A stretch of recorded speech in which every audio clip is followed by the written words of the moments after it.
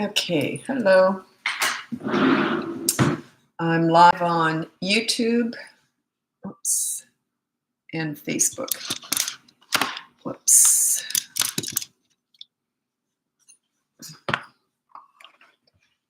So just waiting for people to turn up.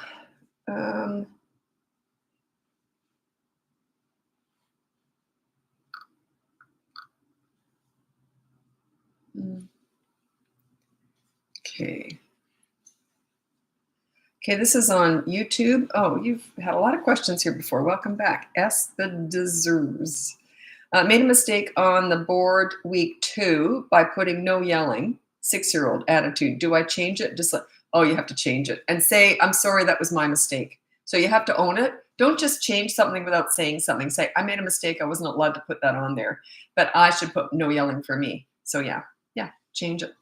But own it. Say, I messed up. So, because that's important, because when they see you owning your own mistakes, they're more likely to own their own mistakes, right?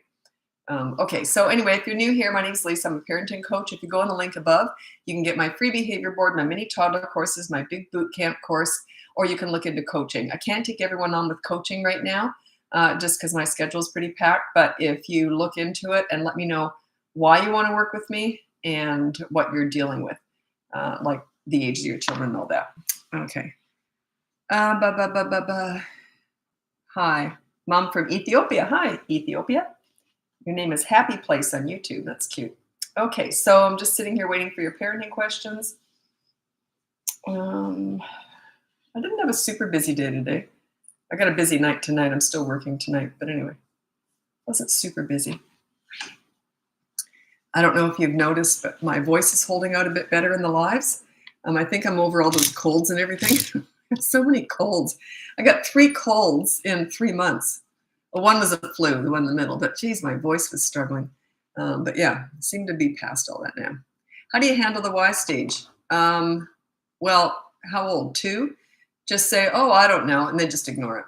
So you answer it by saying, I don't know, and then just ignore it. It's okay to say, I don't know. You never want to look like you're that smart or you know it all. Like, that's not what leadership's all about. Leaders don't need to be smart and have all the answers. Okay, so just say, I don't know. But why? I don't know.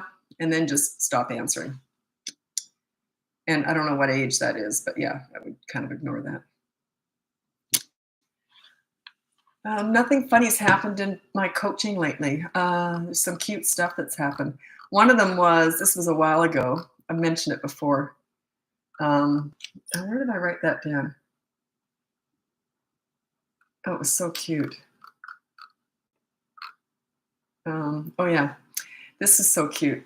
One of my clients, they have a 3-year-old and a little toddler. So the little boy's 3, and then he's got a little sister who's like 1.5 or something. On the behavior board, his rule is no hitting, and his little sister hit him. He walked her over to the behavior board, pointed to it, and said, "You see, no hitting." Isn't that the cutest thing? So he was being the big brother showing her. I thought that was just adorable. Anyway. And we don't put kids under the age of 3 on the behavior board, but he decided to let her know anyway. Okay, 2-year-old is a tantrum thrower and whiner. I follow your methods, but it's been weeks of her still crying and fit throwing. Yeah, they're going to be nuts sometimes, right? So I'm going to tell you how you kind of manage a toddler's environment, which can help, okay? This is my 5 top tips for parenting toddlers. Number 1 is you child-proof your home so you never have to say no. Number 2 is you set up a toy rotation system so they're never bored. I got lots of videos on that. I'm not sure about here on Facebook, but if you go on TikTok, I used to do my own TikTok, and I know there's videos on there about toy rotation. And number 3 is when you want to connect with a toddler. A toddler's under the age of 3.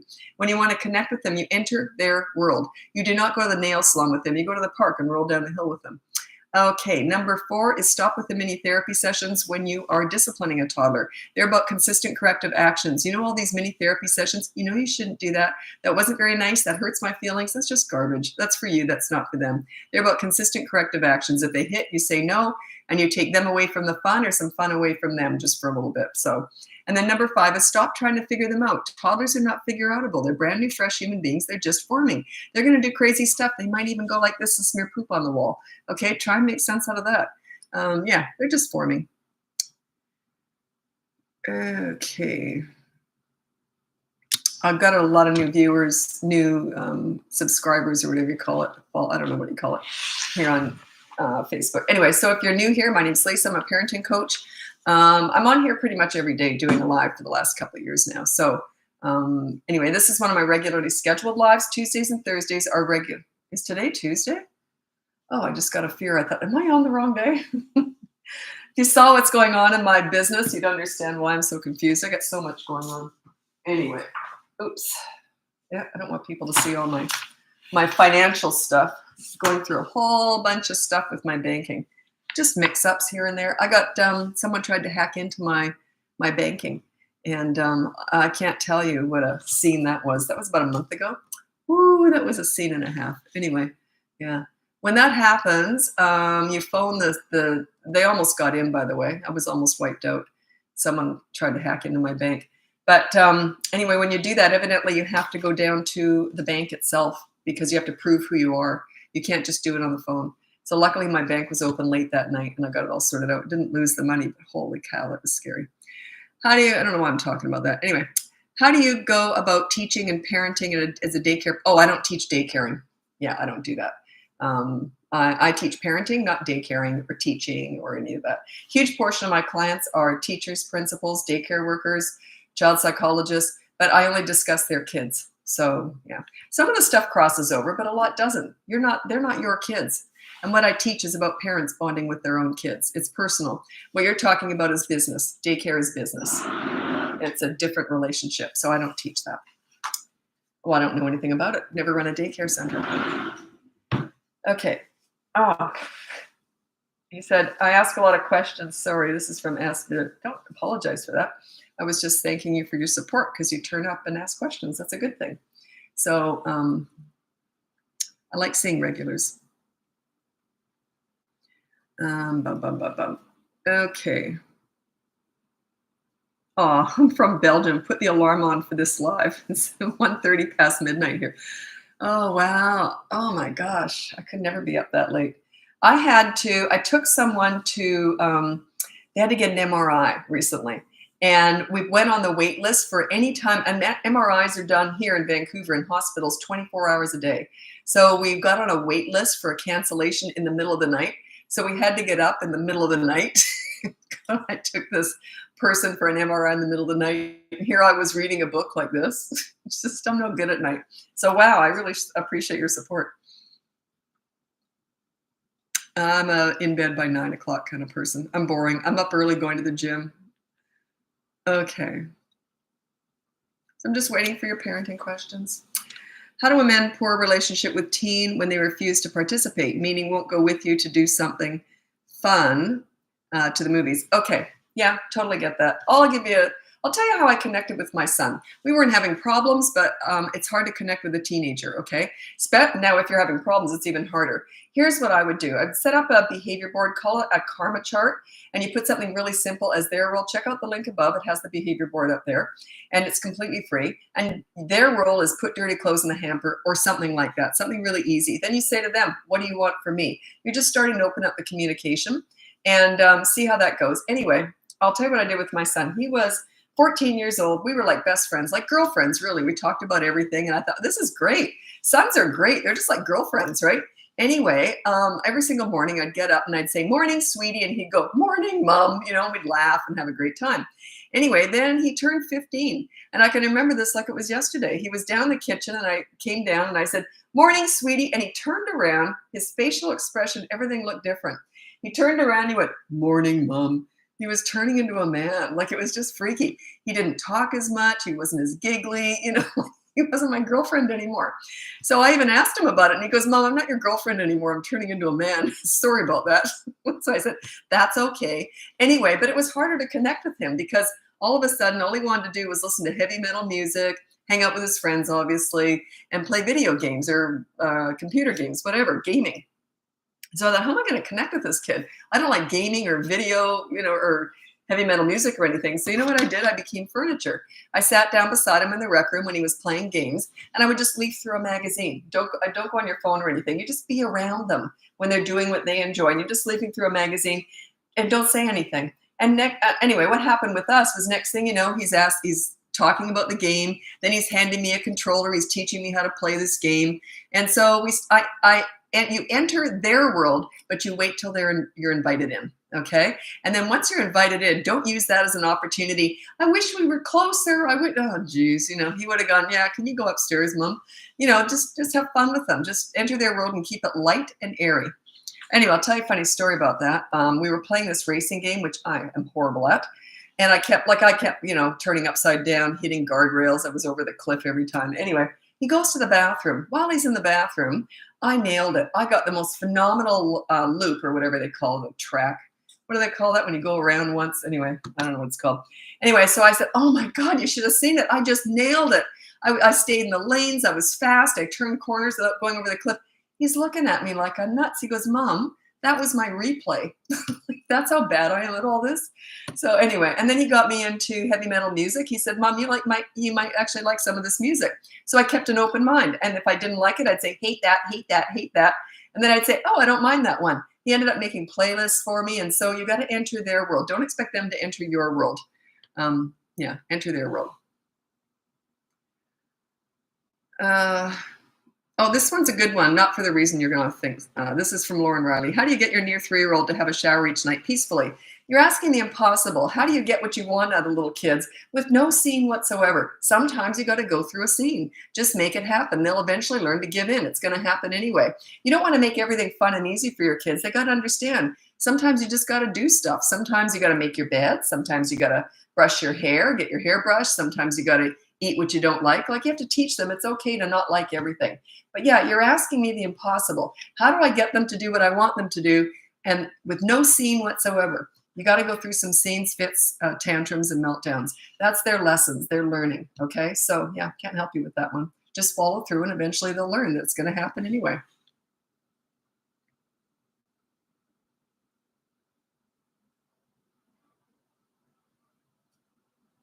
So I scroll ahead because people come and go. So I want to make sure that a lap at a racing game. Actually, the only game I could play was Crash Bandicoot. Geez, I love that thing. Anyway, I did get through the whole game. It only took me a couple of years. But anyway, I did get through the whole game. I'm going to tell you a funny story. And there's a lesson in this too. My son was about 8 years old, and the PlayStation was quite new. We didn't have it for that long. And he was really into it. He was playing this game. I don't know what it was. He was like young at the time. And we were in Australia, where my kids were born and raised.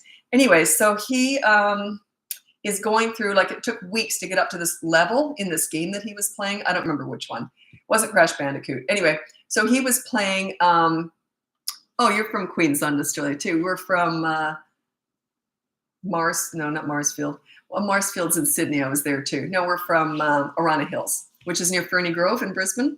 You know the area. Anyway, he had worked for like weeks to get up to this level in this game, and he treasured this thing. So he saved it every day. And, so he goes off to bed Saturday night. So of course, Mom and Dad are up and we're playing Crash Bandicoot. So I decide to save my game. So I'm like, oh, okay, I'll save it. Save. And I go like that. And my husband said, you know what you just did? And I said, what? And he says, you just saved over his game. And I said, no, I didn't. And he goes, find it. So I had saved my Crash Bandicoot, like level 3 probably, over top of his game, his levels. Oh my God. I thought, oh no, how horrible. It felt so bad. So I thought, what am I going to do? What am I going to do? So anyway, the next morning, it was Sunday, and I heard him stirring in his bedroom. So I went in there and I said, sweetie, I've got kind of some bad news, but hear me out. And he's like, what?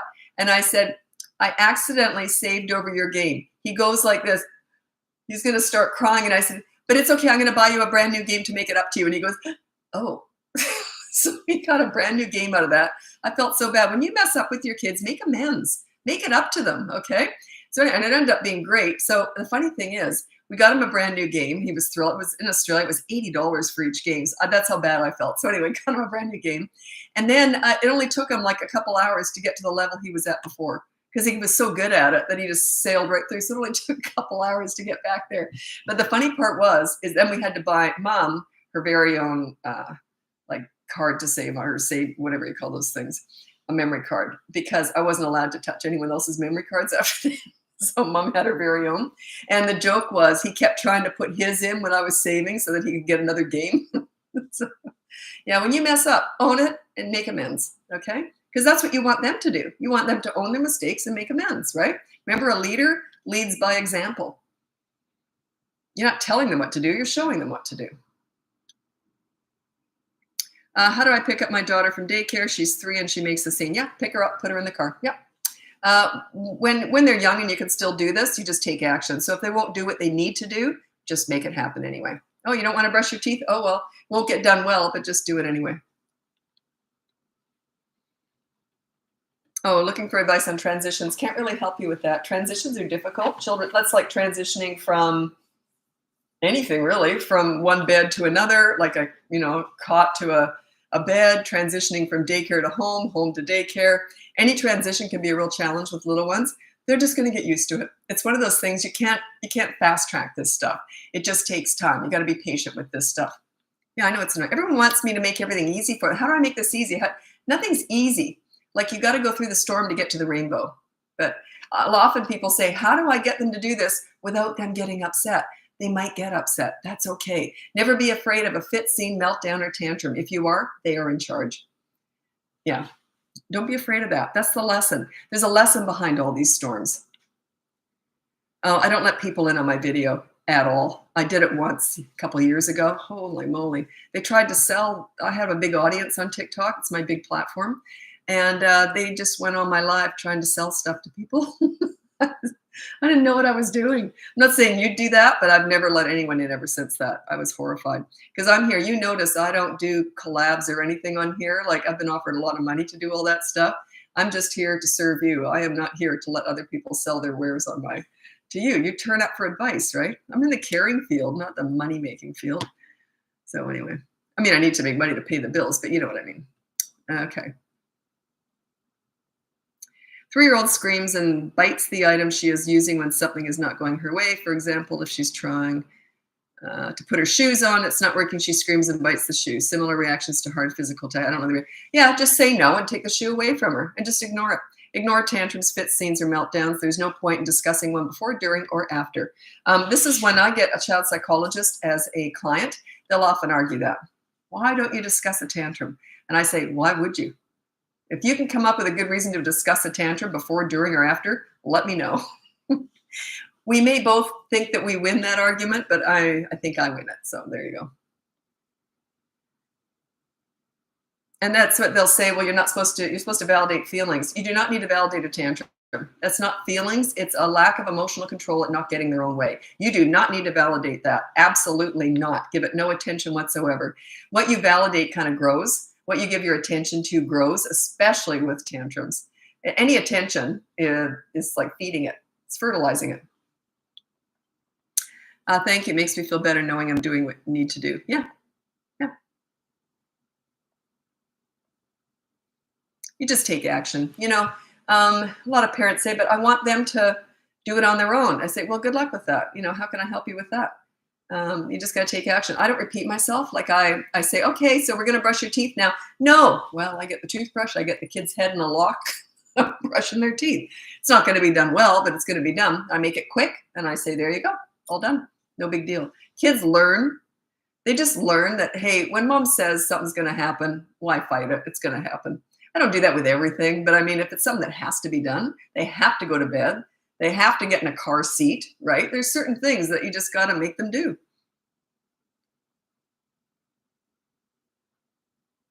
Okay, sorry, I do scroll ahead between questions because I want to make sure you're still here when I answer your question, because people come and go. I have an almost 2-year-old and almost 1-year-old. They both scream. How do I stop them from high-pitched screaming? I don't know. I don't know. They're going to do that. If it gets attention, they're going to keep doing it. I'd be more likely to walk out of the room as soon as they scream. Just let them know that that's not going to get them any attention. But it's usually just a stage. They don't tend to do that for very long. Yeah. 4-year-old has tantrums and at times headbutts any surface close by or punches himself. Yeah, okay, so whenever they're having a tantrum, I always say you completely ignore tantrums, like you're filing your nails waiting for it to be over. Don't go on a phone, though. That's dismissive. It's rude. It's important that they know they're having a tantrum, but you're waiting for it to end. As soon as it's ended, you say, oh, you want to read a book? Like, you ignore the tantrum, you ignore the crazy, but you reward the calm as soon as they're done. Anyway, if they get physically violent like that, then you physically restrain them. But you don't look at them or talk to them. You just hold them. Then you let them go. If they do it again, you hold them again. They'll eventually learn. It's going to get worse before it gets better. It has to. It's the way this is. How to deal with back talk and bad behavior of a 10-year-old girl, lots of sass. Yeah, that's a tell. It means you're not a leader. They don't respect you. Work on you. That's you. You got to learn. You got to take responsibility for that, because it just says that she doesn't have a leader. She doesn't respect you. Work on your leadership skills. That's all I teach here. Once they respect you, they just don't give you any back talk. Why would they? It'd be embarrassing for them, right? If you look up to someone, it makes you feel good about yourself. Would you ever back talk them? Mm-mm. A leader makes them feel good about themselves. You know how to take care of business. You know how to deal with stuff. That's what a leader does. They don't backtalk a leader. So check out my boot camp course. That might be a good fit for you. That's in the link above. My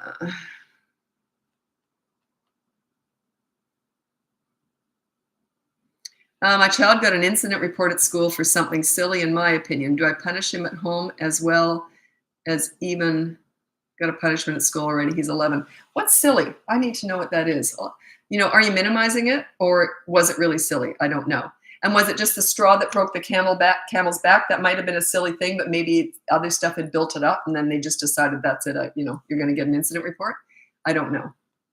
The thing is, schools rarely do incidents reports without a reason, because they're liable. Like they are very careful, right? The back talk is it to me, but to mom. The back talk is it to me? Isn't to me, but to mom. It doesn't matter. When they have a leader, they don't back talk. When they have a really strong, calm leader that they look up to, they treat everyone well. It's just the way it is. They're respectful human beings. Children who have a leader become respectful human beings with everybody, themselves and everybody else. So that says to me, they're not, no one's a leader. They don't have a leader. That's what that says to me. I could be wrong, but I don't think so. So what was that silly thing, Amy? I want to know. He was laughing and giggling during a tornado drill. Yeah, that could have been treated as disrespectful. Yeah, he was probably disrupting the other kids. I don't think if he was reprimanded at school, I would say if that happens again, because that was disrespectful. If that happens again, then there'll be media blackout for 24 hours.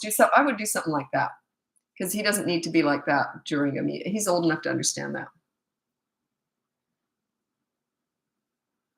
Okay, thank you. I tried your advice and it helped. I have an ADHD grandson and he gets a temper when told no. Geez. Just a sec. When told no, he can't. My daughter will keep after him, but I tried your way. So in other words, when he's having a tantrum, the daughter is trying to negotiate with him probably, or trying to reason with him, which is ridiculous. You don't reason with a temper, with a tantrum. I said, I see you're upset. I will leave. And when you are done, let me know. After 10 minutes, he came out like nothing happened. And I just said, okay, want to watch a movie? Okay, good. So I wouldn't have said when you're done, I would just go quiet. But it worked beautifully, because you told him you were going to ignore the crazy, right? And as soon as he's calm, then you reward that. So good for you. It's a little bit tweaking of my system, but it works, right? Ignore the crazy, reward the calm.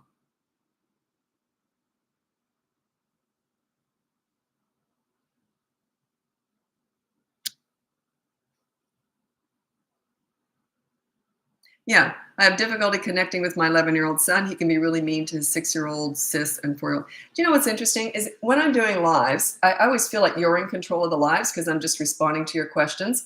But in coaching, I take total control over coaching. And we don't talk about discipline a lot. We talk more about connecting with your kids, being fun, having fun with them, really finding ways of enjoying your children's company. And they just kind of want to please you. That it's more important to connect well than to discipline well. Connecting is everything with your kids, bonding with them, having fun with them. Find ways to enjoy your children. But yeah, that's mostly what happens in coaching, private coaching. I'm not saying you should hire me for private coaching. I'm pretty busy. But what I mean is, it's just that I'm responding to you here. But really, I want to emphasize that bonding with your kids, connecting with them is far more important than disciplining.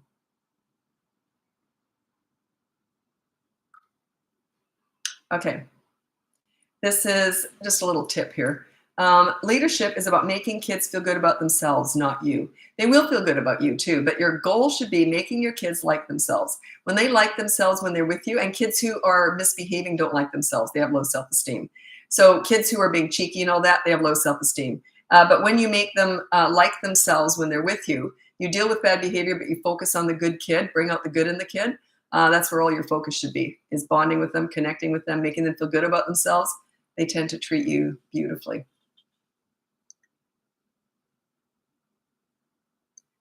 Blah, blah, blah, blah. While we work on leadership, what can we do in the meantime? Nothing. All you can do is work on leadership. There's no fix for now, and then leadership will kick in later. You know what I mean? Like, leadership is all I teach. It's all I know. It's all that works. So there's nothing you can do in the meantime.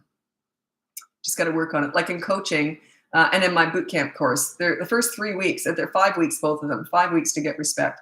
The first 3 weeks are behavior boards, 1 rule per week. So you only are dealing with 1 behavior per week, right? Parents often get frustrated. What about all the other stuff? I say, so you got to let it go. Your focus is on the leadership, and the behavior board is a symbol of your new leadership.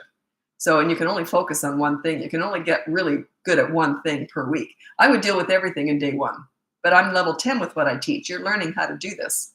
So yeah, that's why we use the behavior board. Like, I would never use a behavior board because it's a triangle. It's you, the behavior board, the kid, the behavior board, you. I don't want that. I don't want that. I want me and the kid, right? Because, but yeah, when you're learning how to do this, the behavior board takes some of the pressure off you, gets you organized. It's a symbol of your change.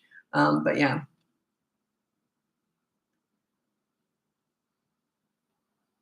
Asking me what do you do in the meantime before you're a leader, it's sort of like saying, well, how do I fit into a size 2 jeans when I'm a size 16? And you know what I mean? Like, how do I fit into them today?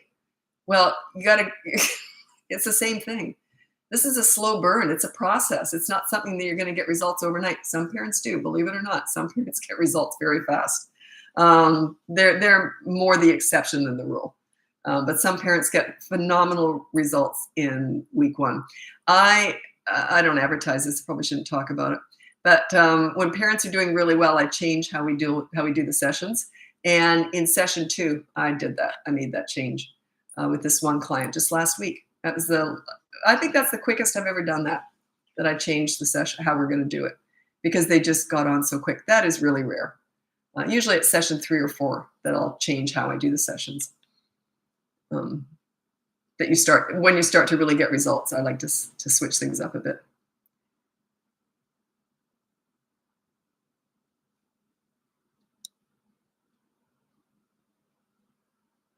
Okay. I have a 5-year-old who's constantly seeking my attention with everything, and it's gotten worse since I had 2 littlies. So he's competing for attention. Do you play with him on a daily basis? Hide and seek for 5 minutes. That might be all it takes.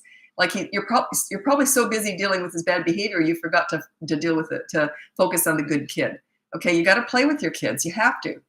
If you don't play with, that's their love language. Their love language is fun. Their love language is not being disciplined for being a pain in the butt. Their love language is fun. Play with them every single day. If all you have is 5 minutes, do 5 minutes. 30 minutes is better. But if you play hide and seek or whatever, it's always in their world. You always play in their world, not your world. You play in their world. So whatever they like to do, play with them. Hey, what are you doing there? Can I play? I'll put on the timer. I've got 5 minutes. But always put a timer on. So they understand how long you're going to be there. So yeah, play with them more.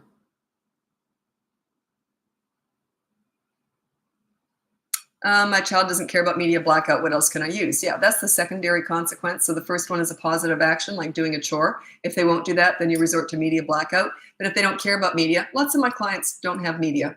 They don't have any screens for their kids. Usually foreign countries, well, they're not foreign to them, but to me. But yeah, countries from different parts of the world, they often have no screens for their children at all. So we always find something else that they like. Never take away like a lovey or a stuffy, something that comforts them, but you can take away other stuff. Stuff that it has to be something they do every day. I hate using food, but sometimes we have to resort to that. And we have to say, okay, so if they get a sweet every day, like something sweet every single day, or like dessert or something, you say, okay, no dessert tonight. I hate doing that. I don't like using food as a punishment or a reward. But if that's all you got to take something away. Or what you can do is take yourself away a little bit. I'm going to explain how you do that. So let's say you normally play with them for 15 minutes every night. You play hide and seek every single day for 15 minutes. You might say, okay, because you did that, your consequence is I'm only going to play for 10 minutes. So you're still playing with them, but you're just taking 5 minutes away. I would never take the whole thing away. You don't take away all your love, but you can take away just a little bit. So there's always something. When I'm working with parents of teenagers, that is, we often have to get very creative to find leverage, but we do. Okay, what if they keep doing what has put them in media blackout? You just say something like this. That's why you have media blackout. You might say that once or twice. That's okay. They see it as a free pass to continue hitting or doing whatever they're doing. Just try and intervene, but there's nothing else you can do. They are learning a lesson. They don't like that media blackout. They are learning a lesson. And while they're in media blackout, try and connect with them when they're not hitting or whatever. Say, do you want to play a game? And you do media blackout with them. There's no way that a parent should be looking at their phone when their kid has media blackout. I think that's really mean. So yeah, you do media blackout with them and try and connect with them. Hey, you want to play a game? No, I hate you. I hate you. Okay, never mind. Half hour later, you ready for that game now? So you're always trying to connect with them. The punishment's already been done. They've already got media blackout. Say, I'm doing it with you. How about we play a game? How about we read a book? No, I hate you. I hate you. Okay, never mind. Just keep coming at them though. It doesn't matter what they do. It matters what you do. Like, don't get pulled into reacting to them. Like, get them to react to you. That's what leaders are. People react to leaders, not the other way around.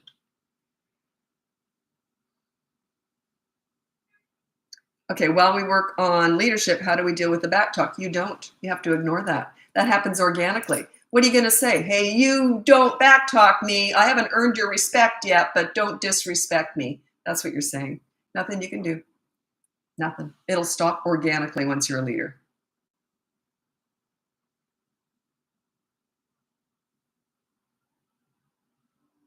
Okay, connecting part is so true. The more I connect, the more I see the positive outcome. Right. That was my superpower with kids. I was fun Lisa when I worked with kids. I was funny with teenagers and fun with younger ones. They liked that. I wasn't so fun if they acted out. I'd say, I'll tell you what, I'm going to stop playing for a minute now because I didn't like what you just did. So I'm going to stop for one whole minute. I'm just going to sit here looking at my nails. They hated that. They were embarrassed because I was good at connecting. And when I took the connection away, that's all I had when I was working with kids. I couldn't do media blackout or anything. I just had them for an hour or whatever. That's what I did. I took fun Lisa away. So they didn't like that. They were embarrassed. Sorry, Lisa. Sorry. It's okay. Another 30 seconds. And then afterwards, okay, now you're ready to get to work? I don't discuss the bad behavior. Why would you discuss it? Does it work? You know, parents want to lecture and discuss all this negative stuff. Why? Why are you doing that to your children? It's horrible. Now, you know you shouldn't do that. You know that hurts people. Oh my God, that's awful. It's awful. Just hand out a discipline. That was bad. Here's your consequence. Okay, all done. Okay, now let's go to the park. Do not turn their bad behavior into their identity. The more you talk about the bad behavior, the more it becomes who they are. Where you put your focus, where you put your energy is what grows. If you're lecturing your children about what they shouldn't do all the time, you're making it worse, far worse. You're cutting them down, cutting them down, cutting them down. Think about that pool story. I've told it a million times. I don't have the energy to tell it tonight because I just told it again, I think, in coaching today. Anyway, the pool story is my best story. It's one of my best stories. It's on my TikTok and my Instagram. Oh, I got to move over to Instagram now. I'm late. Anyway, check out the link above. You can get my free behavior board, my mini toddler courses, my boot camp course, and coaching. Look into that. It's on the link above. Anyway, I'm going over to Instagram now. I'm 3 minutes late. Sorry about that, Instagram. Okay, thanks so much for joining me. Bye now.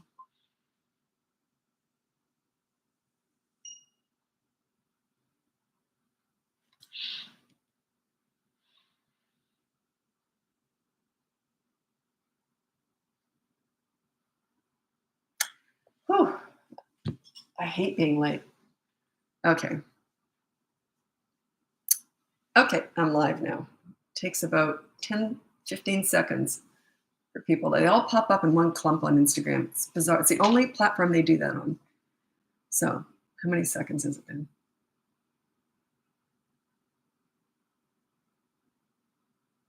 Okay, that's 100 now. Okay, it's weird how that happens. Anyway, okay, so anyway, if you're new here, my name's Lisa. I'm a parenting coach. If you want to look at the link above, you can get my free behavior board, my mini toddler courses, my big boot camp course, or you can look into coaching. I'm really busy these days, but every so often I do take on a new client, and because I like to mix up the ages, right? So I have a ton of teenagers right now. That's my favorite age, but it takes a lot more out of me. I can't coach teenage stuff all day. I can't do it. I have to mix up some younger kid stuff. What do you say when your 6-year-old says, I'm the boss? So I would just go, whatever. Like, The fact that they'd say that means they probably are. Do you know what I mean? They're probably right. So, I'm the boss. Yeah, you probably are. But yeah, I would just go, whatever. Like, don't bite. She's going like this. She's reeling you in. Don't get pulled into that manipulation. But she's probably right, to be honest. They don't talk like that unless they are the boss, or they got a lot of power over you for sure to say that. It's a tell. My son is 6, and I've been teaching him stop when told stop, or no means no. What's the consequence, though? So you're using the reasoning and the mini therapy session stuff. That's useless. It's consequences, that's what life's all about. We pay taxes, or else we go to jail. We pay our mortgage, or we're kicked out. Life's about consequences, about being accountable. You're just lecturing them, and you think that's going to do anything? I've never seen it work. Can I know your background, please? Love talking about it. No one ever asks me that anymore. Anyway, I have no formal qualifications at all, thank God, or else I'd be under someone else's umbrella. I can say whatever I want to say. Everything I talk about is through experience. I've been working with kids for 52 years now. I started volunteering in daycare centers when I was 11 years old. And even back then, the daycare ladies used to say, how do you do that? All the kids want to be with you, but they respect you. I didn't know how to answer that. I was 11 years old. So I think I always kind of knew how to do this. It's just instinctive, but I used to study kids and figure them out. I just would watch them, and I just had them figured out. Anyway, then I thought when I was 20, well, I got to become a child psychologist. That was the only job out there, right? And I couldn't be a parenting coach at 20 years old with no kids. So I thought, and there was no such thing. Anyway, so I thought, well, I'll become a child psychologist. So I went in, I took a prerequisite course. Within a week, they kicked me out because I was asking too many questions.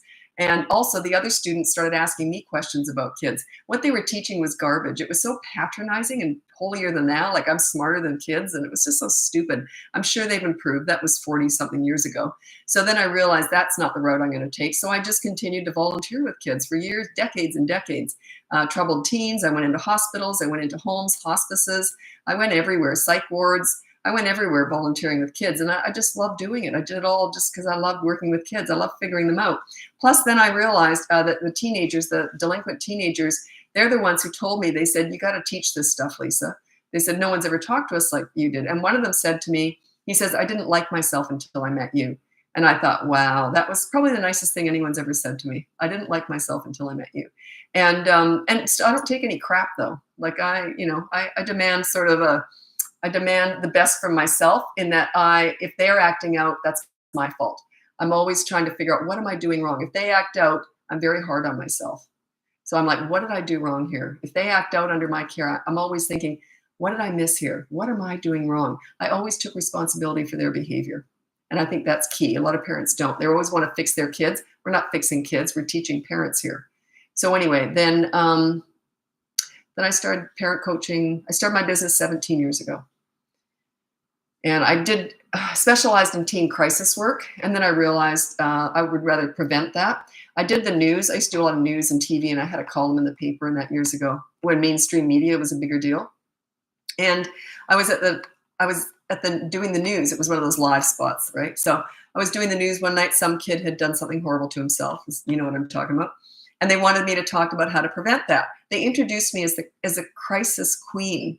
And here we have our resident crisis queen. And I thought, I don't want to do that. I don't want to be the crisis queen.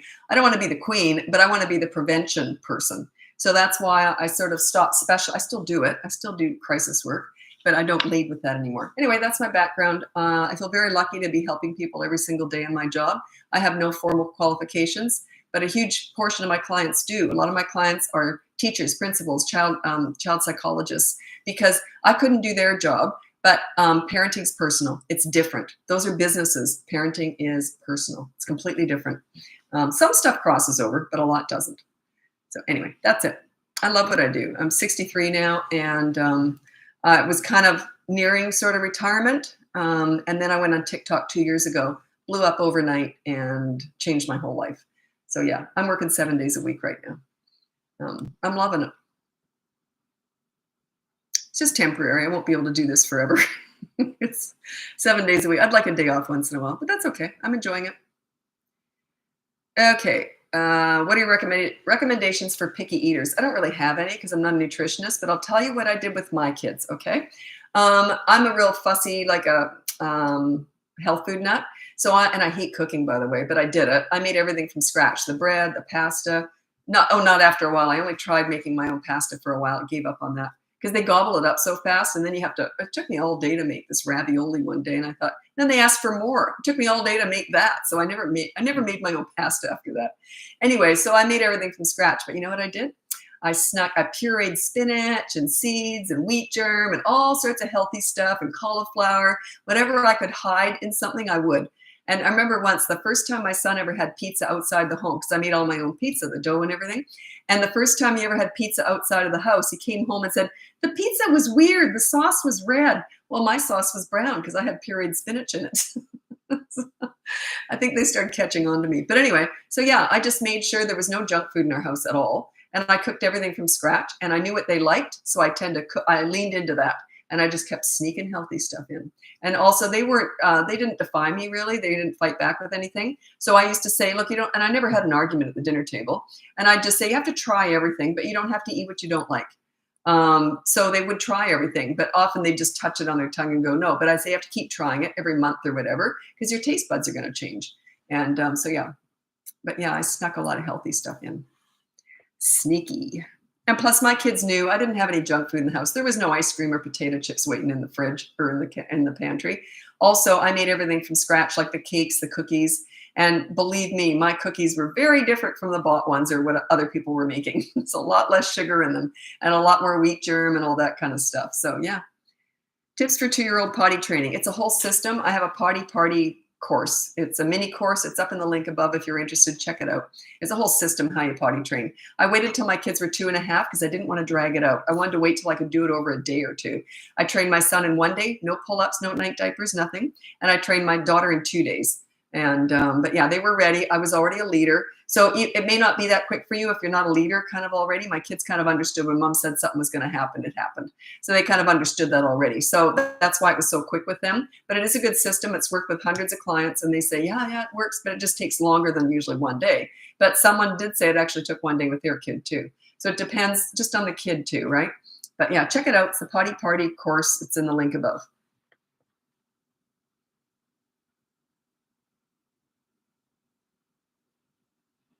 Well, okay, I think my family secretly feeds my toddler junk food and I'm not sure how to stop her. Well, just tell them. They're your kids, right? They're your kids. So yeah, I can't help you control other adults. How to deal with 6-year-old when they have lots of nightmares. I don't know. I don't know the reason for that. Are they night terrors or nightmares? They're different things. Anyway, I don't know about that. If they wake up in the middle of the night screaming, I would have like, when they wake up or in a nightmare, even if they have a sound machine in the background, it evidently calms them down. It balances them out. You know those sound machines? I don't know. There's all different ones out there. Or the night lights or the galaxy lights, something that's sort of in their light sleep, because nightmares, sometimes you can kind of be in a light sleep evidently. And then if they hear the sound machine, it tends to calm them down a little bit.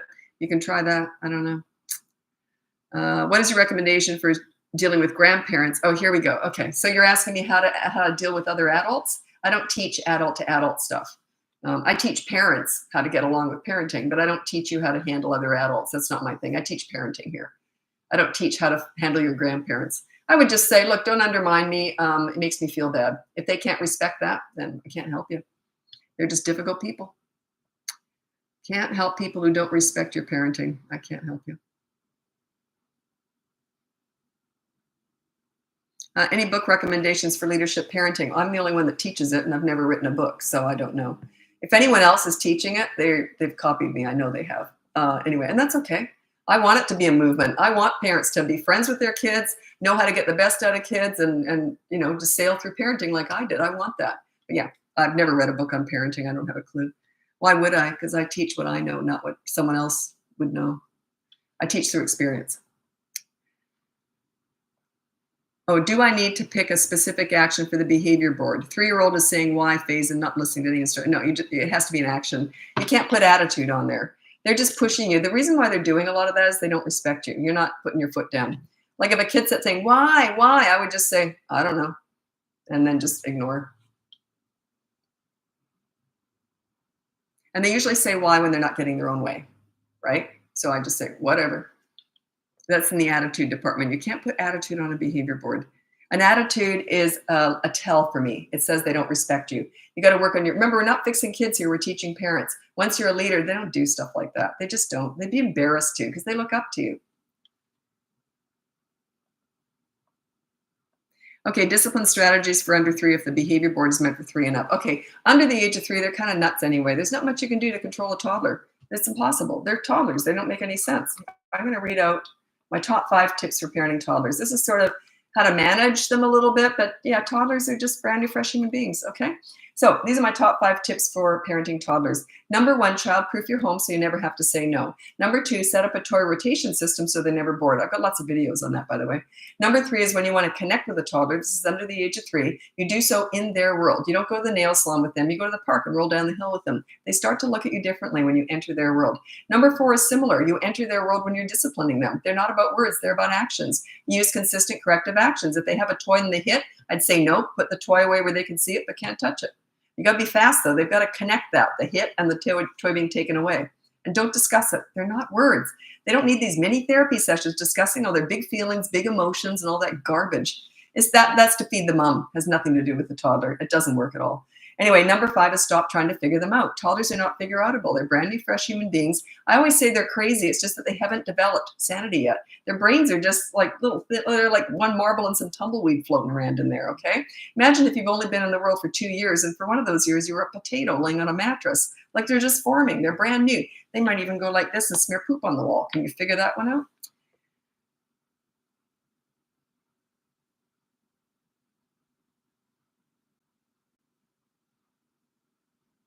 Do you have a guide for the steps to becoming a leader? I've got the free behavior board, which gets you started. And some people get great success with that. But I've got my boot camp course. That is sort of the guide. It's 5 weeks teaching you how to be a leader. It takes that long. Like it's a process, right?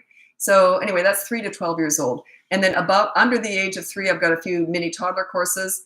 But yeah, and then you can just keep turning up to these lives. It's mostly toddlers, parents on these lives. And then for teenagers, you have to hire me for coaching. Look into coaching. I can't take everyone on. You used to be able to sign up to coaching on my website. You can't do that anymore because I can't take everyone on these days. So you have to send me an email, tell me the ages of the kids, why you want to hire me. And I have to handpick people because I like to mix up the ages. I've got a lot of teenagers right now that I'm working with their parents.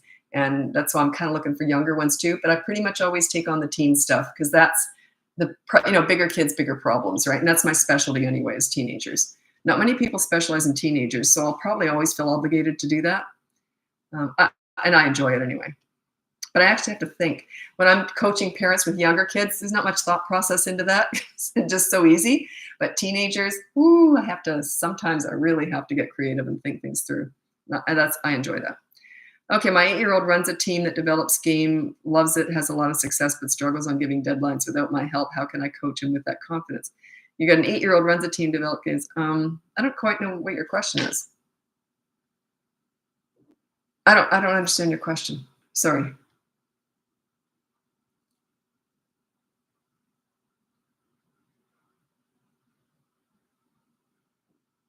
Oh yeah. When a toddler's getting upset, oh sugar. When a toddler's getting upset, would you recommend physical touch to help them through it, like a hug or back rub? You're actually saying good tantrum, good tantrum. It's okay. They can go without a hug or without a back rub during a tantrum. That's okay. You've got to just let them go through it on their own. They've got to learn how to process a tantrum at the start, the middle, and how to get themselves out of it. The sooner you allow that process to happen without your intervention, the better. You're just prolonging it. Yeah, that's good tantrum, good tantrum. Good tantrum. That's what you're saying. You're feeding it. No way I'd give them any attention. Them grabbing my legs, I'm just like, they don't even notice. They'll survive. The thing is, so I know that I used to get a lot of flack. People don't come at me like they used to. It was more fun before. So people used to attack me for that. Oh, you're just ignoring them. You're not validating their feelings. That's right. Exactly. What's your point? Like, you do not need to validate a tantrum. What you validate grows. You're saying it's okay. It's okay to ignore that. If you feel that you're emotionally damaging your child by ignoring a tantrum, you got bigger fish to fry. There's something really missing between you and your child. If you've got a healthy relationship with your child and they know they're loved, you can ignore a tantrum. They'll survive. They'll be okay.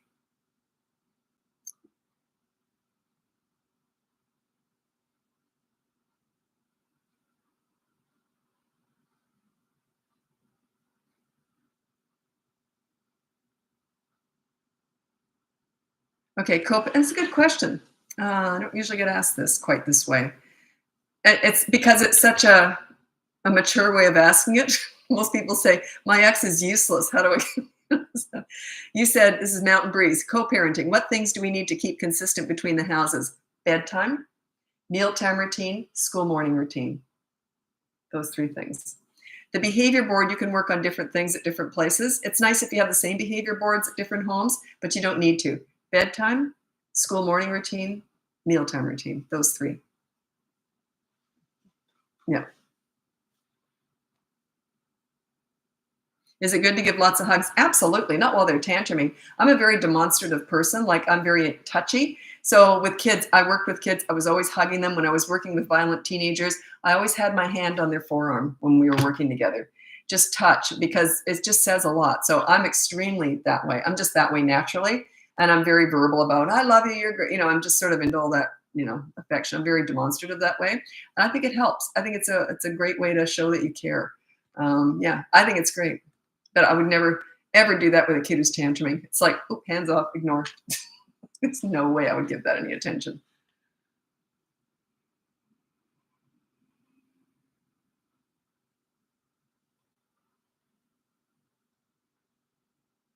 And your kids are all different. Some of them are like, my daughter's very affectionate. My son, it's funny, he'd see me coming and he'd go, oh God, no, oh God, no. And because I'm so affectionate. So no matter how, he's 34 now, I'm still affectionate. And he's just not that way. But my daughter, we're the same. So they're all different. Um, yeah. I would always, even if they don't like it, I would always do it anyway. Like when I was mentoring troubled teens, one of my rules was that at the end of every session, they had to give me a hug. And I wasn't really allowed to do that, but the principal, there was, because these were like, they were troubled teenagers, so they probably needed a hug, right? And I was like the mother kind of figure. So anyway, that was one of my rules. And the funny thing is, a lot of them would say, oh, I'm not going to do that. They all did. Not one didn't do that. And once I pretended to forget, and this one of them said, Lisa, yeah, I guess if I don't give you a hug, I'll be in trouble, eh? So yeah, it does count. It does count.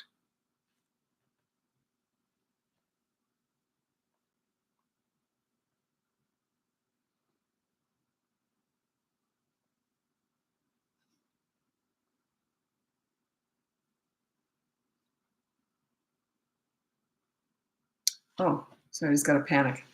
I was worried that I was going to be late for TikTok because I'm often get talking and I run late. Whew.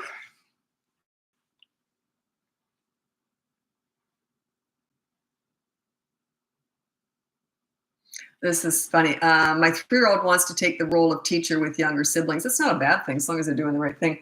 That was like this little boy I was coaching, and the parents couldn't wait to tell me this. They said, you know what he did? He's on the behavior board and he has no hitting on his behavior board. He has a little toddler sister. She hit him and he took her over to the board and he says, you see, no hitting is allowed. Is that the cutest? I thought it was just adorable. So yeah, if he's doing a good job at it, sure, why not?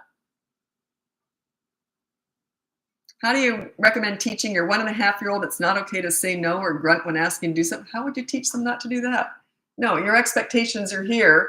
Their level of understanding is here. So just let them just ignore it and they'll eventually stop doing it. They're going to do everything for a while. I mean, they're just going to try stuff. Are you married? If so, was your husband this hands-on? Yeah, I was married. And he did work long hours. I was a stay-at-home mom, but he was very hands-on. When he came home, I don't think I ever changed a diaper when he was home. So yeah, he was very hands-on, and yeah, very hands-on. I was the leader though, and I never wanted him to discipline the kids. I was worried he'd mess them up because this is my area. So I said, look, whenever the kids act out and you're out alone with them when they're little, they would sometimes push dad around because he was the pleaser and I was the leader. And that's okay. That's okay that you do that. My mom was the leader. My dad was the pleaser. So long as there's a leader, they only need one. Okay. And the pleaser has to defer to the leader if there's ever any, something going on with the kids. Anyway, what I said to him, he asked me one day, he says, look, our son was trying to push him around to get something out of him. I can't remember what it was. And he was about 3 or 4. And he says, what do I do? And I said, just say to him, do you want me to tell mom? That's all he had to say. So we were on the same page. So long as you're on the same page and the other parent defers to your leadership, doesn't mean you're the boss of the other parent, but I was the leader. I was the one who knew how to discipline. The funny thing is that the kids never acted out. Once they get past a certain age, they carry your leadership umbrella everywhere. So they would never have pushed their dad around when they got older. Yeah, he was very hands-on, very much so.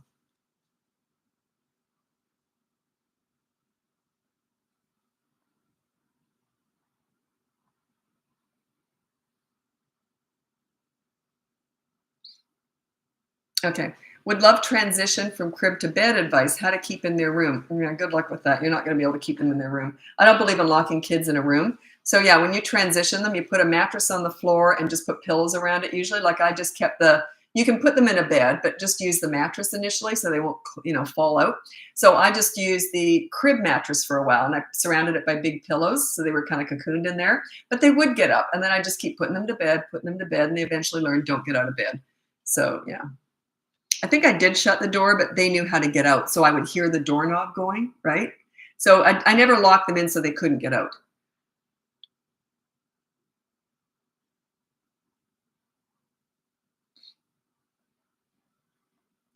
1 and 3-year-old with husband working 9 months. Oh, you want to transition them into their own bed? Well, I do have a bedtime battles course, and it's one of my mini courses. If you want to check that out, that's from 2 to 8 years old. So it wouldn't work with the 1-year-old, but you might want to transition the 3-year-old right away anyway, and then see how that goes. Then try and get the 1-year-old in their own bed. But you might want to check out that course. It's a bit of a system, how to get them in bed, then how to keep them there. It's usually difficult. But it's short-term pain for long-term gain. Don't expect it to be an easy process. It isn't. You can drag it out over months if you want, or you can get it done fast and the hard way. I teach everything, just get it done fast. I don't think any of this should be easy. I think you got to work for this. You got to earn this. Like a lot of people used to say to me when my kids were growing up, you're so lucky you got such easy kids. I put the work in. I earned that respect. I put the work in. You got to work for this.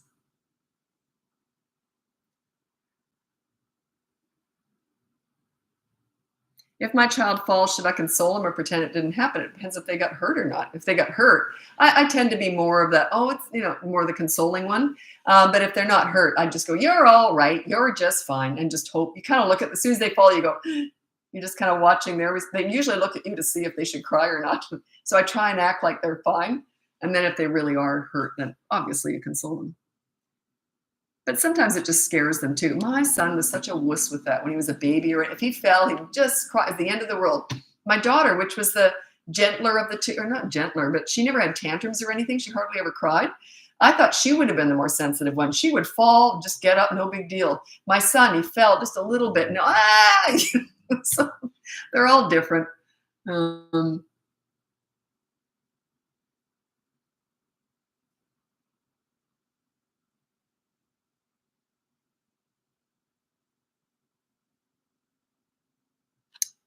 Good question here. I'm going to read this and I got to go over to TikTok. My husband thinks childproofing everything is ridiculous.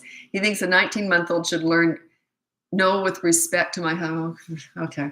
The thing is that you can make it hard for you. Okay, I childproofed my home so I could relax around the house, right? So I could just relax and have fun with my kids.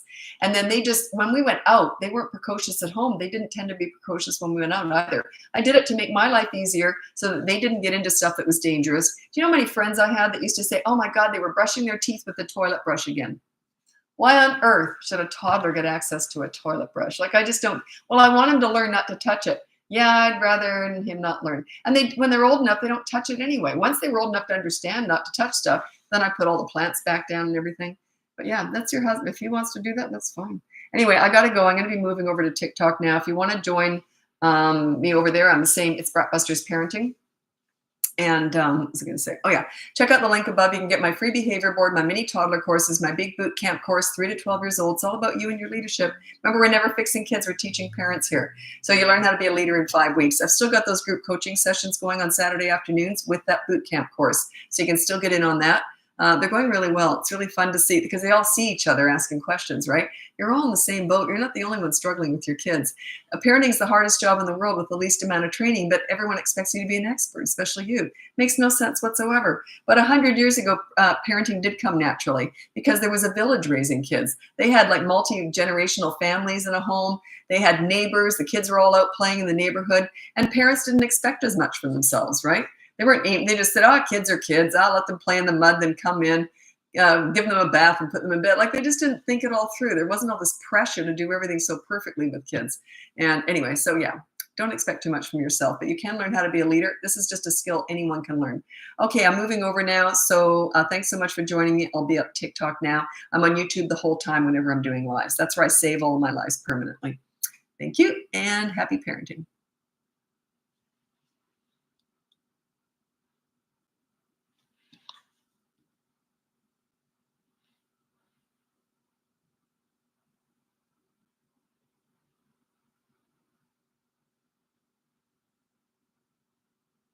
God, it's be 12 buttons to push. Whew.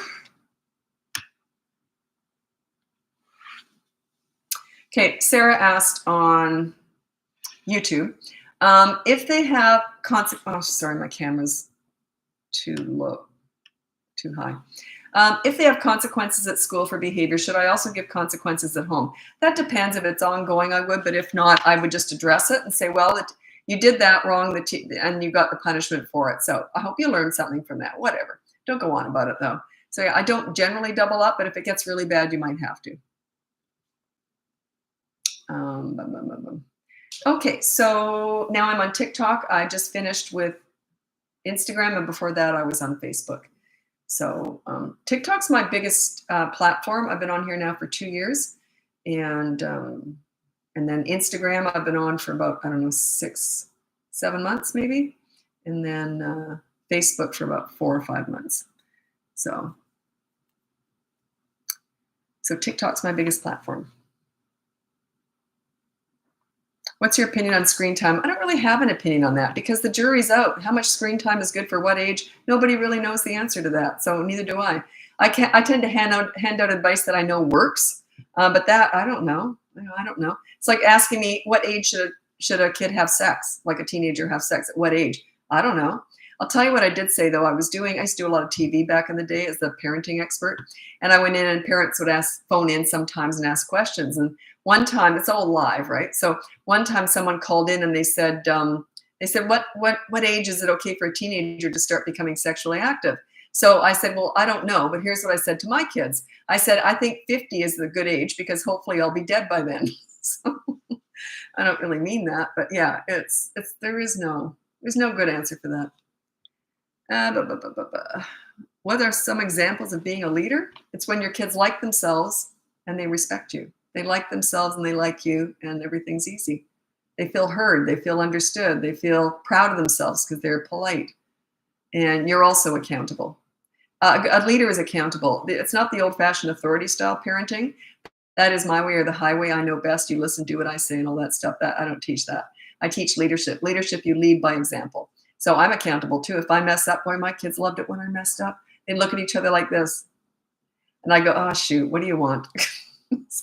We'd love to go to the water slide park tomorrow.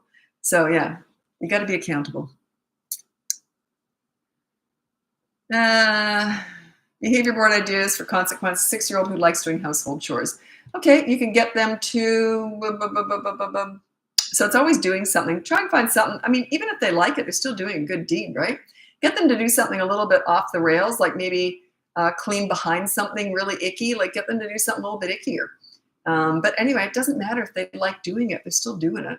Like it's just doing a good deed for a bad behavior, and then you do a good deed to make up for it. They don't have to hate it. Okay? Parents seem to think that a discipline should be horrible. No, it's just you did something bad, now replace it with something good. Even if they enjoy it. If they enjoy cleaning the toilets like I do. I love cleaning. So I only clean my bathroom once a day, but on a fun day, I'll let myself do it twice. I just love the bathroom's my favorite room to clean.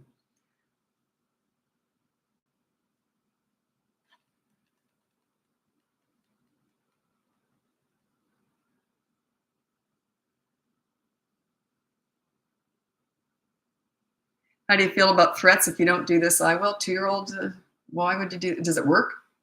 I would say not. So yeah, I don't see why they would work. You don't do that, I'll do this. Yeah.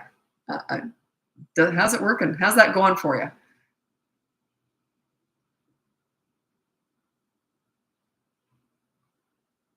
funny you said, "Thank you, that nailed it." I have no memory of what I was talking about. No memory whatsoever of what I was talking about. Oh, that's funny. The only reason I know what I talk about in coaching is I'm making notes as I'm going along because I say all so much of the same stuff all the time. But I have to make notes in coaching so I don't repeat all the same stories.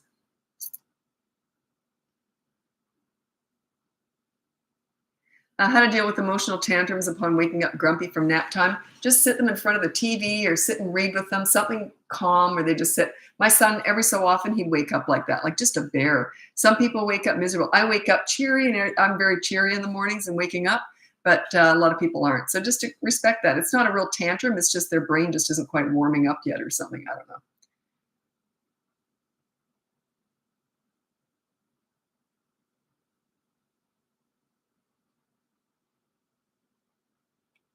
Yeah, waking up on the wrong side of the bed is a little bit different from any other normal tantrum because it's not an emotional outburst and not getting their own way. It's just their brain, just their body it has something to do with their body temperature, someone said. Like the reason why some people wake up cheery, which I do, and other people wake up miserable, I was told it has to do with body temperature, but I'm sure there's other reasons. Like I'm sure other people would contradict that, but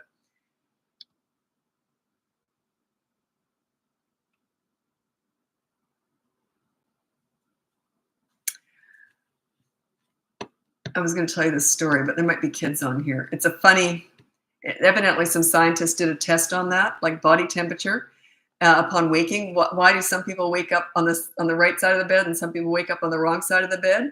They were taking people's temperatures when they were sleeping and waking up, but they don't take them orally. It was actually a test that I heard about decades ago, probably. And yeah, they found that there was a difference in temperature from the cranky waker uppers to the cheery waker uppers.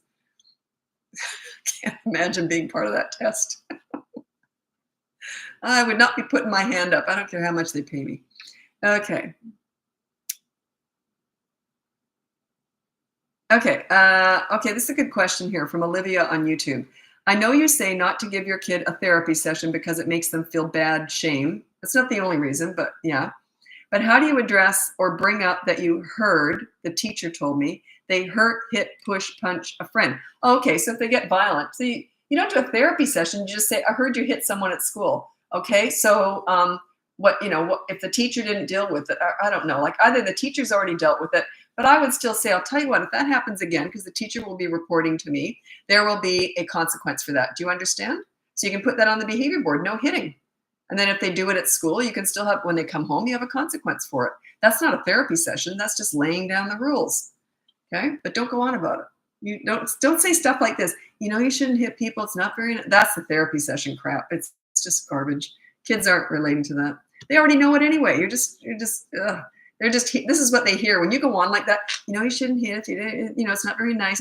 This is what they hear. They're not listening. Trust me. It's not going to make any difference in their behavior whatsoever. But if there's a consequence on that board, yeah, that might make a difference. We all learn through consequences. If we don't pay our rent, we're kicked out. If we don't pay taxes, we go to jail. If we don't pay for our groceries, they chase us down and handcuff us. You know what I mean? Like we all learn through consequences. Consequences make us do the right thing. Why is it any different with your kids? I've seen your videos about consistent corrective action. Is this like or for timeouts? Oh, I hate timeout. No, it has nothing to do with timeout.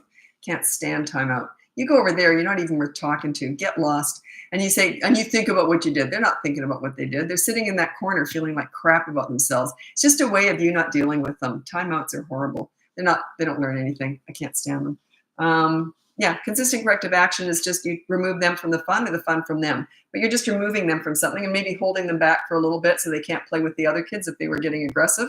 Or you take a toy away from them, but you don't send them off on their own somewhere. That's timeout. Yeah, I can't stand it. There's three things that are really common and old-fashioned too. Is timeout's one of them.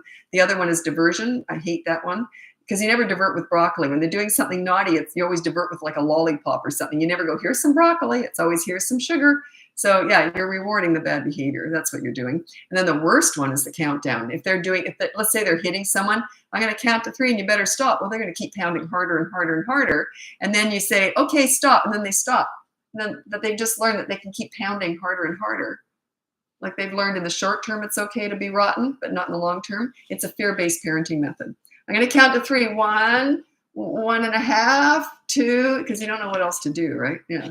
So yeah, those are the 3 I hate. Timeout's not the worst, number 3. Number 2 is diversion. Number 1, the worst one, is the countdown. Total mixed message. Not only when they break, there's no consequence then. So they stopped pounding, they stopped hitting, and then there's no consequence.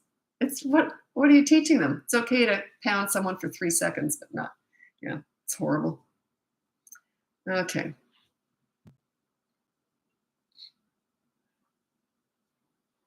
Any tips on transition time for 3-year-old? Transitioning to what?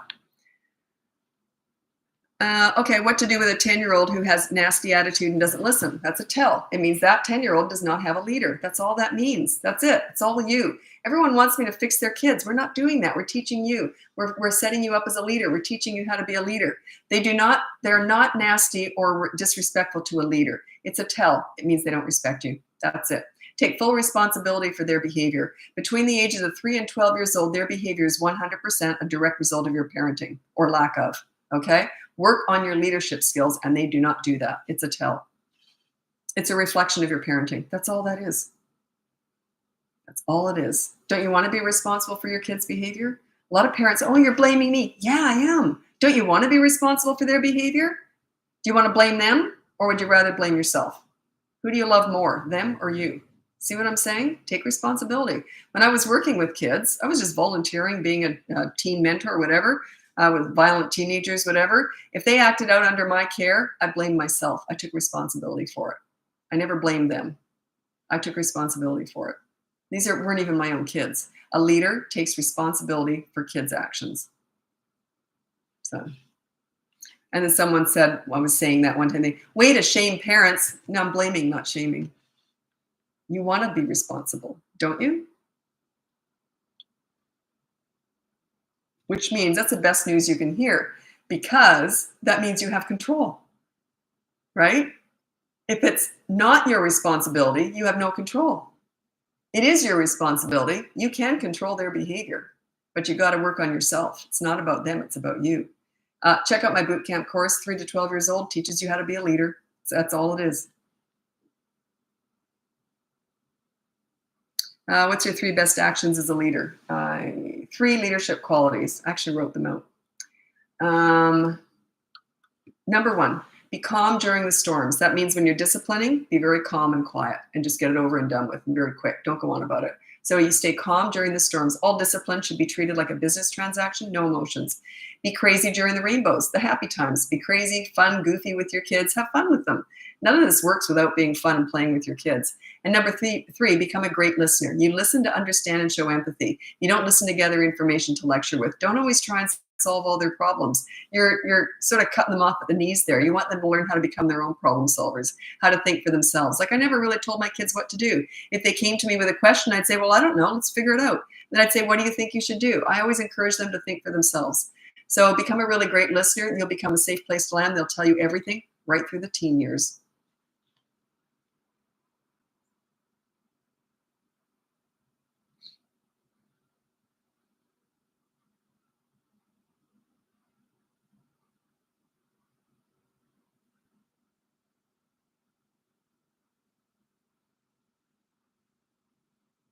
I don't quite know what you mean by this. 7-year-old won't color, sing, or sit on rug for story. Tells teacher it's a waste of time. I don't know what to say. I'd work on your leadership skills. When you're a leader at home, when they respect you, they respect themselves and they respect everybody else.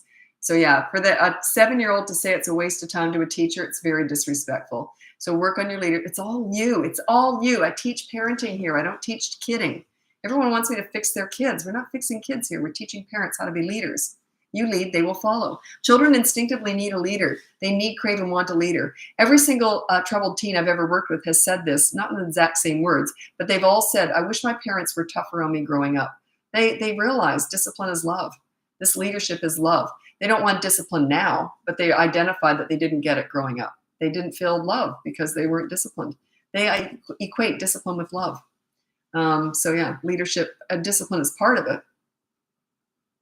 Anyway. Oh, I was going to say also, if you are a leader at home, it melts out everywhere. like, because it becomes their identity. They like themselves when they're with you. You make them feel good about themselves. You make them like themselves. They have high self-esteem when they're with you. They tend to carry that everywhere they go past the age of about 3.5 or 4. They tend to be respectful with everybody. It's just the way it is. If you're not a leader for your child at home, you're going to send them out in the world very susceptible. They're going to be very vulnerable to peer pressure, bullying, the drug dealer on the corner, the internet, the Kardashians. They're going to go looking for a leader anywhere else because they desperately need a leader. It's a natural instinct for a child to want a leader and to need one. So, yeah. One of my clients said, "Oh, I feel so mean having to discipline." It's mean not to, because you're allowing your child to be really unlikable and rotten. They go out in the world and they're being rude to the teacher and that. How embarrassing for them and for you. Don't do that to your child. It's not fair to them. So yeah, work on your leadership skills. Check out my boot camp course. That's what it's all about. It's all about you and your leadership. And a lot of parents who hire me say, well, by now they've sort of seen me a lot, so they already know this. But when I first started coaching, I wasn't out there as much. I was just doing mainstream TV and radio and stuff like that. So they didn't hear my message all the time like you guys do more, because social media wasn't a thing back then as much. So anyway, they would say, "Oh, I get it. It's about me." Yeah, it's all about you. I teach parenting, not teenagering, not kidding, not toddlering. I teach parenting. You lead, they will follow. How do I deal with an angry child? I don't know how old they are, but generally angry, overly sensitive, not so much hyperactive. That can be DNA, something in them like ADHD or something. But children who are very volatile generally don't have a leader. When you're a leader, they tend to calm down. So leadership tends to calm them down because you're meeting their needs. They need a leader. Without that, they tend to be more angry, more emotional. Their emotions tend to regulate more when they have a leader. It calms them down.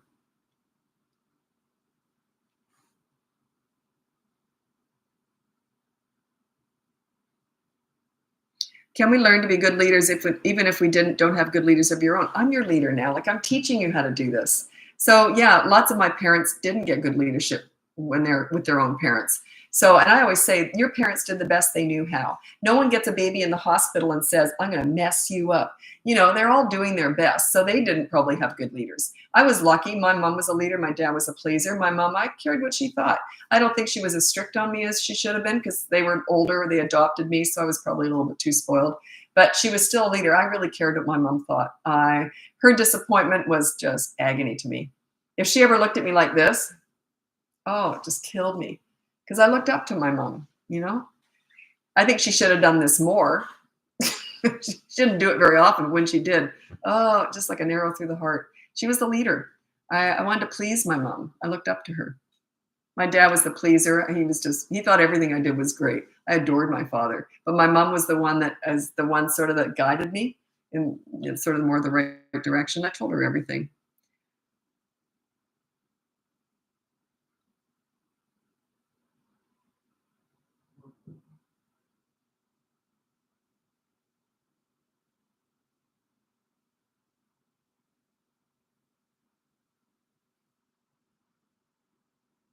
Okay, does my partner have to be a leader as well, or is me being the leader enough? They only need one.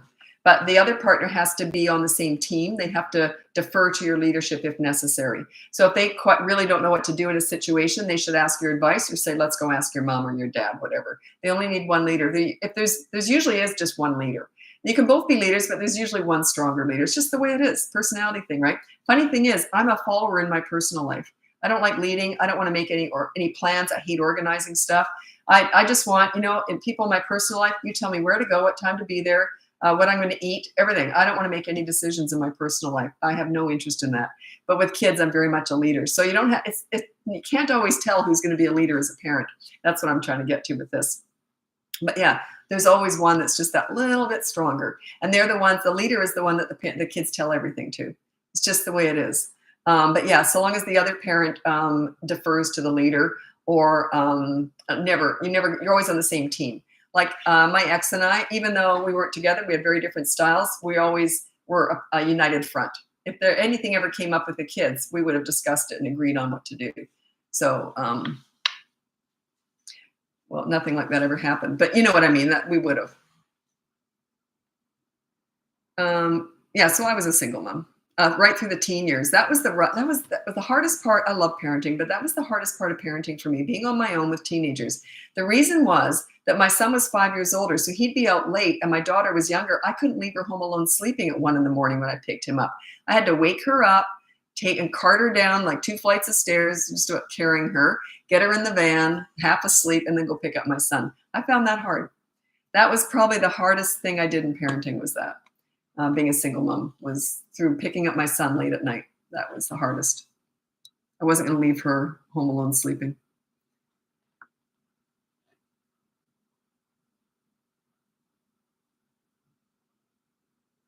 But the discipline and all that stuff, that was a piece of cake because I was already the leader. So that was easy. It was just the physical act of having to wake my daughter up. How can I be a better leader? I'm a single mom. Any tips will help. Well, that's what I'm here for. Just keep watching. And also check out the behavior board. That is completely free. Also, you can look at my toddler courses, my mini toddler courses, or you can get the boot camp course. That might be a good fit for you. 3 to 12 years old, how to be a leader. And right now I've still got the group coaching sessions going, so you're not too late to get in on that. It's interesting seeing all the parents all see each other in that. It's really good. And then also coaching. Coaching is the top level up, and I can't take everyone on because I'm really busy these days. But if you're interested in that, look into it, and you have to apply for coaching. So just send me an email if you're interested. And anyway, okay. Okay, can you explain the difference between a tantrum and meltdown? I think they're both the same. Tantrum, meltdown, fit, or a scene. Any loss of emotional control and not getting their own way. Okay, that's the way I look at that. So yeah, I just completely ignore it. Ignore the crazy and reward the calm. I'll tell you the story, the mall story with my son. He was 3 years old. I think it was his second. He didn't have a lot of tantrums, but he was good at them when he had them. But he was kind of petering out now because he knew that mom was never going to give in to them. So anyway, he was 3 years old. We were in a mall. It was very loud and busy, so it wasn't disturbing anyone. So he just, for no reason, we were just walking up to the car. I don't even know why. He just decided to have a tantrum. So I pulled him off to the side so he was safe up against a store window. And then I pulled out my nail file and I'm just standing. I guess that's why people kept coming up to me, because I'm standing there filing my nails while my kid's having a fit. So people kept coming up to me. And the young moms kept saying, oh, you should give him a hug, talk about his feelings. I'm like, oh, God, keep going, keep going. Taking parenting advice from someone just with little kids and that little experience with kids is like taking financial advice from someone with $10 in the bank. They meant well, but they don't know what they're talking about. But it was the moms, the grandmothers and the moms with older kids kept coming up to me saying, you know what you're doing. I'm like, yeah, I know what I'm doing. So yeah, you ignore the crazy. And then as soon as he was finished, I said, oh, you all done? Okay, let's go. Like it never happened. And he only had one more tantrum after that. So yeah, he was learning. Hey, that's never going to get you nothing with me. So completely ignore it. But you don't want to go on your phone or anything. You want it to look like you're waiting for a bus. Like, you know, they're doing it, but this is how you're reacting. Doesn't bother me at all. Keep going, keep going. Oh, y'all done? Okay, let's go. Never discuss a tantrum before, during, or after. There is no point whatsoever. Don't put your energy where you don't want to grow. You do not want tantrums to grow in duration, intensity, and frequency. If you give them any attention before, during, or after, they will. So yeah, just ignore them. It's just a loss of emotional control at not getting their own way. You do not need to validate that at all.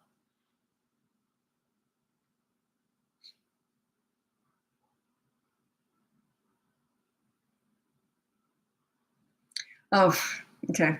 You're going to hate my answer. I ignore the tantrums, but it's hard when my son's crying, saying, please talk to me. I feel horrible. So, please talk to me. I'm filing my nails. They're going to say anything to reel you in. They're going to say anything to pull you into that tantrum. He's trying to pull you off the cliff with him. Don't go down there. Oh, you can do it if you want, but I wouldn't recommend it. I don't care what they say. You hate me. You hate me. They're going to manipulate. They're going to say anything to get you to go off that cliff with them. Yeah. Does anger response equal tantrum? Absolutely not. An angry response might just be them throwing something at you, just like that. That's an angry response. So they're not always the same thing.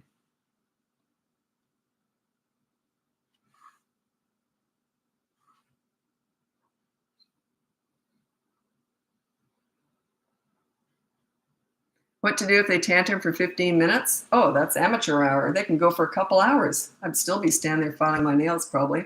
Or if it was at home, I'd just be going around doing chores like nothing's happening. They'll usually stand up and follow you. They never have a tantrum alone. They always do it to get attention. So yeah, it said, in a 15 minutes, that's nothing. That's amateur hour, amateur 15 minutes. The longest tantrum I ever heard of was an older kid, used to getting his own way with everything. And very spoiled. They had a lot of money, and this child was very, very spoiled. And the parents realized it was a disaster. He was getting kicked out of schools and everything. I don't know how old he was, 6 or 7 or something, still having massive tantrums to get his own way. So anyway, the parents, I said, you have to ignore it. Oh, we can't. He's so precious. God.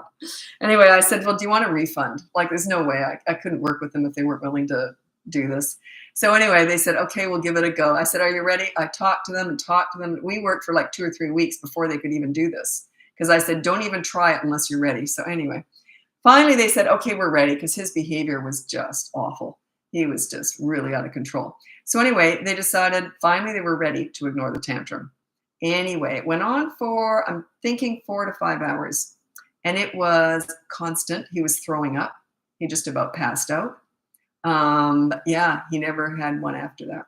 It was his last tantrum, his last stand. It was hell, but they said they just about didn't survive it. He was fine, but they just about didn't survive it. Anyway, so yeah, 4 to 5 hours. I can't remember exactly what it was. It was a long one. I've heard of some that come close to that, but that was the longest one. And he never had another one. Why would he? Because they just won that battle.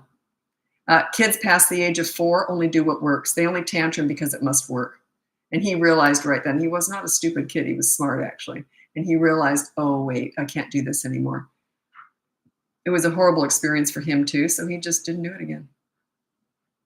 Plus, we'd already set up some other systems in place, so they were already starting to get organized with stuff. He learned. So you should walk away if they're throwing a fit? Not necessarily, no. But if they're throwing a fit for a long, long, long time, you go about your business. You might be nearby, but you're dusting. Look like you're just going about your business. Do not talk on the phone or get into a conversation or go on a phone. That's dismissive. It'll escalate the tantrum. You want to look like you're just waiting for it to end. But in the meantime, you're washing a window, maybe baking a pie. I don't know. But you know what I'm saying. Just go about your business sort of thing. But go very slowly. Don't look at them. You're just waiting. Calm as anything. Remember, they're watching you. They're watching you. Set an example. Calm. You wait till they enter your world of calm. Do not enter their crazy world. You wait till they enter your calm world. Anyway, I got to go. Thanks so much for watching. And check out, I was going to tell a funny story. I don't have time for that now. Anyway, just a sec. Yeah, no, I'm not going to tell that one right now. It's too long. It's a funny one. But anyway, okay, thanks so much for watching. If you look at the link above, you can get my free behavior board, my mini toddler courses, my big boot camp course. And the boot camp course is 3 to 12 years old. It's 5 weeks to get respect. It's all about you. It's a parenting. I only teach parenting here. I don't teach kidding. You lead, they will follow. It's a natural thing. So, and then also you can look into coaching. I can't take everyone on because I'm really busy these days, but you can apply for coaching if you're really interested. Look it up first, decide if you want it. Then tell me the age of your kids and what you want help with. I am very busy, but I need to mix up the ages. I've got a lot of teenagers right now I'm working with, so I'm kind of looking to mix up the ages just because, I don't want to just deal with all one age all the time.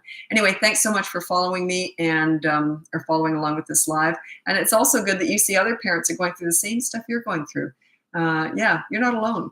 If you're struggling with parenting, you are not alone. There's nothing wrong with you. You just don't have experience with parenting yet. That's what I'm here for. And anyway, thanks so much for joining, and we'll talk again soon. Bye now.